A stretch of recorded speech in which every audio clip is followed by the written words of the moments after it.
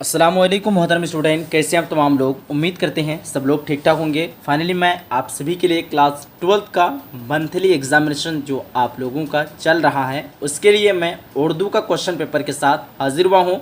बिल्कुल ये original paper है, आप लोग देख लें। ये स्ट्रीम आईएससी, आईकॉम और आईए यानी आर्ट्स, कॉमर्स और साइंस तीनों स्ट्रीम के लिए ये आपका क्वेश्चन पेपर है। और मैं आप लोगों को बता दूं, जितने स्टूडेंट क्लास 12th का कंप्लीट कोर्स का तैयारी अगर करना चाहते हैं, आज ही आप लोग मेरा ऑफिशियल एप्लीकेशन डाउनलोड कीजिए। लिंक डिस्क्रिप्शन बॉक्स में दिया हुआ है या फिर कमेंट बॉक्स से आप लोग डाउनलोड कर लीजिए, या फिर हमारे नंबर पे, इस नंबर पे रब्ता कर लीजिएगा 9508214760। इस नंबर पे रब्ता करके आप लोग मुकम्मल कंप्लीट कोर्स पे ज्वाइन कर सकते हैं। यहाँ पे आपको अच्छे तरह से हर एक चीज़ पढ़ाया जाएगा, ठीक है। तो आइए हम लोग देखते हैं सेक्शन ए। सवाल नंबर 1 से 30 तक के जो है ना 4 ऑप्शन दिए गए हैं। इसमें से आप लोगों को टोटल 25 सवाल का ही जवाब बनाना होता है। सवाल नंबर 1 आपके पास है, नज़ीर अहमद की कहानी का ताल्लुक़ किस सिनफ से है। ऑप्शन आपके पास है इंशाइया, खाका, नावल और अफसाना। सही आंसर की अगर बात करें, आपका ऑप्शन नंबर बी बिल्कुल परफेक्ट होगा। खाका जितने स्टूडेंट दे रखे हैं, बहुत अच्छा, वेरी गुड। और ये क्वेश्चन जो है ना बिल्कुल ओरिजिनल है, आप लोग इसके लिए चिंता नहीं करेंगे कि ओरिजिनल है या डुप्लीकेट है। आप लोग जाइए, अगर ओरिजिनल नहीं हुआ तो आज ही चैनल को अनसब्सक्राइब कीजिए आप लोग जा करके, ठीक है। बहरहाल देखिए, सवाल नंबर 2 है आपके पास, मिर्ज़ा फ़रतुल्लाह बेग के उस्ताद कौन थे। मौलाना हाली, नज़ीर अहमद, सर सैयद अहमद खान, शिबली नुमानी। मिर्ज़ा फ़रतुल्लाह के उस्ताद की अगर बात करें, नज़ीर अहमद थे। ऑप्शन नंबर भी बिल्कुल परफेक्ट होगा। अगला सवाल आता है 3 नंबर पे, नज़ीर अहमद की कहानी के मुसन्निफ़ कौन है। तो ऑप्शन नंबर बी यानी फ़रतुल्लाह बेग हो जाएगा। अगला सवाल 4 नंबर पे, किसी शख्स की तहरीरी तस्वीर कशी को क्या कहते हैं। उसको कहते हैं खाका निगारी। Option number B. अगला सवाल 5 नंबर पे, इनमें कौन सी तख्लीक अफसाना नहीं है। नज़ीर अहमद की कहानी कुछ मेरी कुछ उनकी ज़ुबानी, ये खाका है, अफसाना नहीं है। अगला सवाल 6 नंबर पे, मदरसा में फ़रतुल्लाह बेग के साथ कौन पढ़ते थे। ऑप्शन नंबर बी यानी मियाँ दानी पढ़ते थे फ़रतुल्लाह बेग के साथ। अगला सवाल 7 नंबर पे, फ़रतुल्लाह बेग शेर खानी में किस तरह की गलतियाँ करते थे। एराब की गलतियाँ किया करते थे। ऑप्शन नंबर डी बिल्कुल परफेक्ट होगा।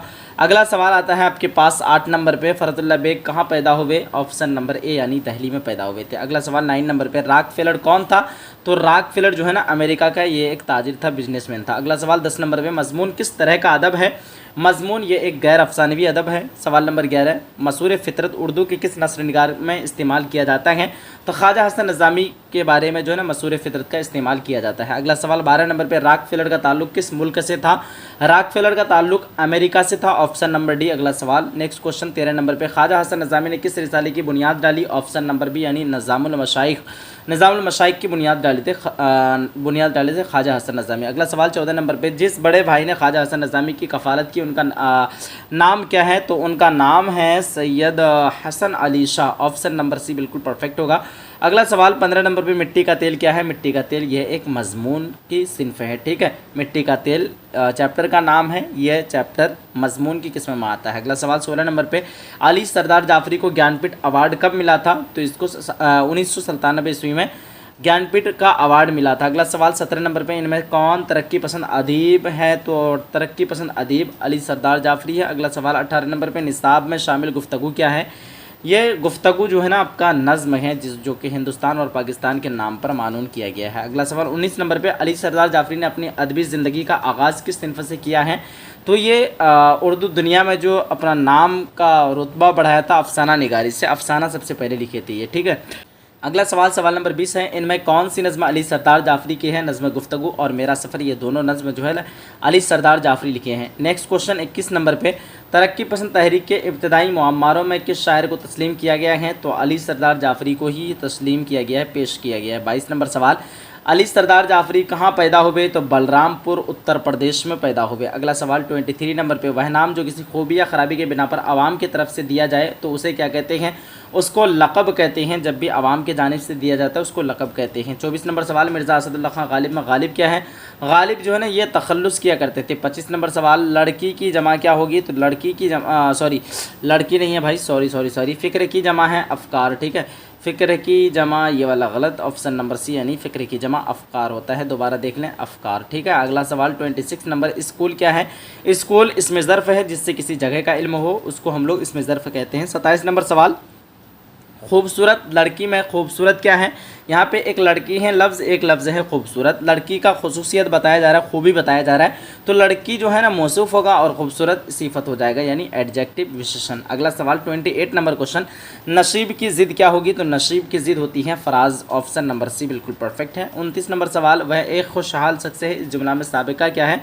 साबिका जो है ना खुश हो जाएगा क्योंकि हाल के शुरू में खुश लग रहा है, शुरू में जो भी लगता है वो आपका साबिका होता है। 30 नंबर सवाल, दर्ज झैल में से इसमें मुस्तक़र कौन है? तो ये आपका पहाड़ी बिल्कुल परफेक्ट होगा, पहाड़ से पहाड़ी। ऑप्शन नंबर भी बिल्कुल परफेक्ट हो जाएगा। फाइनली हम लोगों ने टोटल 30 ऑब्जेक्टिव क्वेश्चन को कवर कर लिया। अब सेक्शन बी की तरफ आते हैं और सेक्शन बी वाला क्वेश्चन को देखते हैं। बाकी सब्जेक्टिव का पूरा सॉल्यूशन और ऑब्जेक्टिव का भी पूरा पीडीएफ जो है ना, सॉल्यूशन वाला पीडीएफ हम लोग टेलीग्राम पे डाल दिए हैं। जो बच्चे नहीं टेलीग्राम पे ज्वाइन हैं, आप लोगों के लिए लिंक डिस्क्रिप्शन बॉक्स में डाल दिए हैं, वहाँ से टेलीग्राम पे ज्वाइन हो जाइए और पीडीएफ आप लोग बिल्कुल आसानी से देख सकते हैं। सब्जेक्टिव बिल्कुल देख करके हूबहू छाप सकते हैं आप लोग एग्जाम में, ठीक है। तो एप्लीकेशन अगर डाउनलोड कर लेंगे तो एप्लीकेशन पे भी आप लोगों को मिल जाएगा। बहरहाल अभी फ़िलहाल आप लोग टेलीग्राम से डाउनलोड कर लीजिए। अब आइए सेक्शन बी की तरफ बढ़ते हैं और सेक्शन बी है आपका दर्ज झैल सवालों में से सिर्फ 5 के मुख्तसर जवाब दीजिए, यानी 5 का जवाब देना है और आपको मिलेगा 5 दूनी 10 यानी 10 नंबर मिलेगा। टोटल 10 क्वेश्चन दिया है, उनमें से 5 का ही बनाना है। चलिए हम लोग 10 का 10 ही बनाते हैं। मौलवी साहब के पढ़ाने का क्या तरीका था? तो मौलवी साहब के पढ़ाने का तरीका ये था कि वह सबसे पहले शागिर्दों से, स्टूडेंट से किताब की इबारत पढ़वाते थे, फिर बाद में जो है मौलवी साहब सबक पढ़ाते थे, ठीक है। शॉर्ट में बिल्कुल आप लोग जवाब दे के आइएगा। नेक्स्ट क्वेश्चन बी नंबर पे है, फरहतुल्लाह बेग और मियाँ दानी मौलवी साहब के घर क्यों जाते थे? तो फरहतुल्लाह बेग और मियाँ दानी मौलवी साहब के शागिर्द थे, इसलिए मौलवी साहब के यहाँ पढ़ने के लिए जाया करते थे, यानी स्टूडेंट थे ये दोनों, फरहतुल्लाह बेग और मियाँ दानी। नेक्स्ट क्वेश्चन है, मियाँ दानी शेर पढ़ने में किस तरह की गलतियाँ करते थे? तो मियाँ दानी जो है ना शेर को शेर की तरह न पढ़ के ये नस्र के अंदाज में पढ़ देते थे, तो मियाँ दानी यही गलतियां करते थे कि शेर को नस्र पढ़ देते थे, ठीक है। आगे सवाल है कि मौलवी साहब अपने शागिर्दों से क्यों गुस्सा हो गए? तो हुआ एक दिन ये, फरहतुल्लाह बेग और मियाँ दानी जो है ना कुछ ज़्यादा ही गलती कर दिया था सबक पढ़ने के दौरान, और साथ साथ में एक मिस्टर रज़ा था जो कि दीवाने मुतनब्बी पढ़ने के दौरान जो है ना उसको कुछ ज़्यादा ही गलत पढ़ गया था। इस वजह से मौलवी साहब का गुस्सा आ गया और इसको क्या कर दिया, खारिज कर दिया, ठीक है। सबक नहीं पढ़ाया और मौलवी साहब का क्या आ गया, गुस्सा आ गया। अगला सवाल है आपके पास, मिट्टी के साथ दुनिया क्या सलूक करती है? तो मिट्टी के साथ दुनिया जो है ना बहुत बदसलूकी करती है, क्योंकि तमाम मखलूक़ात के पाँव में जो है ना मिट्टी रौंदी जाती है, ठीक है। तो इसलिए क्या करती है, बदसलूकी की जाती है। अगला सवाल है, आग हवा पानी और खाक में, खाक का मतलब मिट्टी ही होता है, सबसे कमतर किसको समझा जाता है? तो सबसे कमतर हकीर जो समझा जाता है ना वो खाक यानी मिट्टी को ही समझा जाता है। आप लोग बना लीजिएगा, आग हवा पानी और खाक में सबसे कमतर जो है खाक को समझा जाता है, ठीक है। अगला सवाल है, रॉकफेलर कौन था और दौलतमंद कैसे बना? तो रॉकफेलर जो था ना ये एक अमेरिका का ताजिर था, यानी तिजारत करने वाला बिजनेसमैन था, और ये मिट्टी का तेल का तिजारत करता था, इसलिए दौलतमंद बन गया।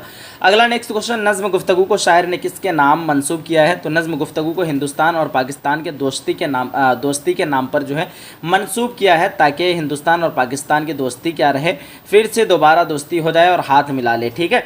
आगे है अगला सवाल आपके पास पूछ रखा है, ध्यान से देखिएगा, क्या गुफ्तगू के ज़रिए हिंदू पाक के दरमियान बरकरार कशीदगी को हल किया जा सकता है? तो बिल्कुल हाँ, गुफ्तगू के ज़रिए जो है ना हिंदुस्तान और पाकिस्तान के दरमियान बरकरार कशीदगी को हल किया जा सकता है। बिल्कुल हम लोग यहाँ पर सिर्फ हाँ लगा देंगे स्टार्ट में। आगे देखिएगा, इसमें नकरा की तारीफ़ माँ मिसाल लिखिए। तो इसमें नकरा उस इसमें को कहते हैं जिससे किसी आम चीज़ें समझी जाए, जैसे एग्ज़ाम्पल के तौर पर आपका लड़का लड़की शहर वगैरह, मतलब जिसमें ख़ास ना हो यानी आम हो। जैसे हम लोग पहाड़ बोलेंगे तो पहाड़ में कोई भी पहाड़ आ जाएगा, अगर यहीं पे हिमालय बोलते हैं तो ख़ास हो जाएगा। उसी तरह अगर लड़का बोलेंगे लड़का में कोई भी लड़का आ जाएगा, अगर महमूद बोलेंगे तो ख़ास हो जाएगा, ठीक है। उसी तरह नदी बोलेंगे तो सभी नदी आ जाएगा, लेकिन गंगा बोलेंगे तो ख़ास हो जाएगा। पता ये चला कि जिससे किसी आम चीज़ समझी जाए उसको इसमें नकरा कहते हैं। और ये जो है ना आपका बनावट के लिहाज से जो इसमें की किस्में होती हैं, 2 किस्में, तो उनमें से एक किस्म है, ठीक है। चलिए आगे बढ़ते हैं। बहरहाल हम लोग नेक्स्ट क्वेश्चन की तरफ बढ़ते हैं। सवाल नंबर 2 आपके पास पूछ रखा है। सवाल नंबर 2 में ये है कि मंदरजा ज़ैल में से किसी 3 सवालों का आपको जवाब देना है, और आपको टोटल यहाँ 5-5 करके एक सवाल में मिलेगा। सबसे पहले है तालीम की अहमियत। हम लोग ये आपको दे चुके हैं टेलीग्राम पे, वहाँ पे देख करके आप लोग लिख सकते हैं। मेरे प्यारे वालिद के ऊपर हम लोग जो है ना टेलीग्राम पे दे दिए हैं, तो आप लोग लिख सकते हैं। बाकी मिसाली क्रिकेटर हैं एक। और नेक्स्ट क्वेश्चन जो है आपका फ़रतुल्लाह बेग की खाका निगारी के बारे में चंद जुमले में लिखिए। तो आप लोग लिख सकते हैं कि फ़रतुल्लाह बेग जो है ना उर्दू के बहुत बड़े और बहुत बड़े शख्सियत के खाका निगार थे, और ये सबसे पहला खाका निगार है। अपनी डॉक्टर नज़ीर अहमद की कहानी और कुछ मेरी कुछ उनकी ज़ुबानी, ये खाका उर्दू का सबसे पहला खाका है और इसके मुसन्निफ़ फ़रतुल्लाह बेग ही हैं। उसके बाद आप लोग बढ़ा चढ़ा करके लिख सकते हैं कि इस खाके में फ़रतुल्लाह बेग अपना और अपने दोस्त के बारे में ज़िक्र किया गया है, और बहुत ही खूबसूरती अंदाज में फ़रतुल्लाह बेग खाका लिखते हैं। इस तरह से आप लोग अपने ज़ुबान में बिल्कुल लिख सकते हैं, ठीक है। अब है कि बिजली की रोशनी आने के बाद भी मिट्टी के तेल की अहमियत किस तरह जो है ना बाकी है। तो बिजली की रोशनी आने के बाद भी जो है ना बहुत से जगह, मतलब किताब के दौरान जब किताब लिखी गई है उसी टाइम पे लिखा है ये मजमून, ठीक है। तो उस वक्त की बात है, आपको इस तरह से लिखना है कि बहुत से सारे ऐसे गांव हैं गरीब तबका के जहां पे जो है ना बिजली की रोशनी नहीं पहुंच पाई है, तो वहां पे जो है मिट्टी का तेल यानी किरासिन तेल वहां पे लोगों को फ़ायदा पहुंचा रहा है, काम कर रहा है। और बहुत से जगह में जैसे किसी भी इंसान का जख्म वगैरह हो जाता है तो मिट्टी का तेल का उपयोग करते हैं, उस पर डालते हैं तो दर्द कम होता है। सूजन अगर हो जाता है तो उसमें डालते हैं तो कम हो जाता है। दर्द अगर होता है कहीं तो उस पर लगाते हैं तो कम होता है। उसके अलावा हम लोग जो है क्या कहते हैं कि मिट्टी का तेल से और भी तरह तरह के काम करते हैं। इस तरह से आप लोग लिख दीजिएगा, ठीक है। ज़मीर की तारीफ़ माँ मिसाल लिखिए। ज़मीर हम लोग इंग्लिश में इसको प्रोनाउन कहते हैं, हिंदी में इसी को सर्वनाम कहते हैं। तो ज़मीर वह है जो इसम के बदले में आए, ठीक है। जैसे मिसाल के तौर पर आप लोग कुछ भी लिख लीजिएगा, उसके बाद लिखना है कि ज़मीर की 5 किस्में होती हैं। मिसाल के तौर पर आप लोग लिखिएगा महमूद किताब पढ़ रहा है, फिर वह पटना जाएगा, ठीक है। तो हम लोग एक जगह महमूद इस्तेमाल किए हैं, एक जगह वह का इस्तेमाल कर रहे हैं, तो पता ये चला कि महमूद की जगह वह का इस्तेमाल किया, ये ज़मीर का मिसाल हो गया। इस तरह से मिसाल लिख करके आप लोग बता दीजिएगा।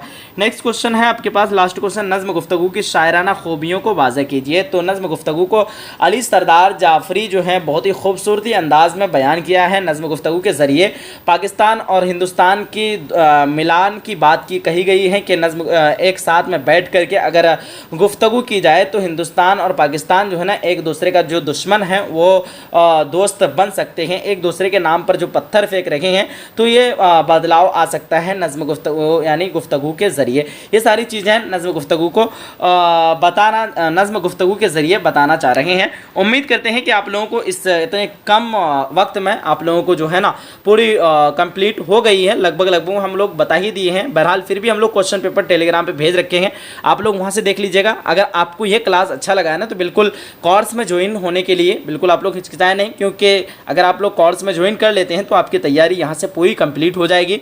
Chapter wise objective, subjective, chapter wise PDF notes, उसके बाद साथ साथ में आपको लाइव क्लास, वीडियो लेक्चर और टेस्ट सीरीज़, उसके बाद आपका उर्दू ग्रामर पर्सन, उर्दू मजमून, खतूत दरख्वास्त, हर वो चीज़ आपको मुकम्मल तौर पर पूरा कंप्लीट कोर्स कराया जाएगा। बाकी बताइएगा, फीडबैक दीजिएगा आप लोग कि क्लास आज की क्लास कैसा लगा। अगर क्लास थोड़ा सा भी अच्छा लगा अपने तमाम दोस्तों के पास शेयर कीजिए और चैनल को सब्सक्राइब करके नोटिफिकेशन ऑन कर लीजिए, ताकि आने वाली हर एक वीडियो आपके पास सबसे पहले पहुंचे और आप लोग अच्छे ढंग से पढ़ पाएँ। मैं हालांकि इस वीडियो में एक्सप्लेनेशन नहीं किया हूँ क्योंकि आप लोगों को जल्दी जल्दी क्वेश्चन और आंसर बताना था। बहरहाल जो भी हम लोगों की क्लासेस होती हैं पूरे एक्सप्लेनेशन के साथ में क्लास होती है, ठीक है। आइए आज की क्लास को हम लोग यहीं तक एंड करते हैं। मिलते हैं एक अगले सेशन में, अगली क्लास में। जब तक के लिए खुदा हाफिज़, अल्लाह हाफिज़ एंड जय हिंद, जय भारत।